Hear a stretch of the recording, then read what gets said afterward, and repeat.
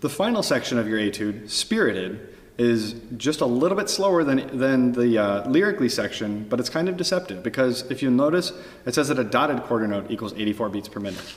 Now, you're in a 5/8 section here, so you really want to emphasize the first eighth note in each group of eighth notes. For example, in measure 38, you have a group of 3 followed by a group of 2. And then you have a group of 2 followed by a group of 3. You're going to want to watch for those groups of eighth notes and make sure that the first one is always accented just a little bit stronger than the rest. So you can hear that bump, bump, bump, bump, bump, as opposed to bump, bump, bump, bump, bump. It might seem very subtle, but it's a very tricky section, and any judge will be listening for that. Hammer it home in the last 4 measures with a really, really bold attack on that high G flat. It's this big, triumphant, huge section, and you want it to end on a really, really nice note.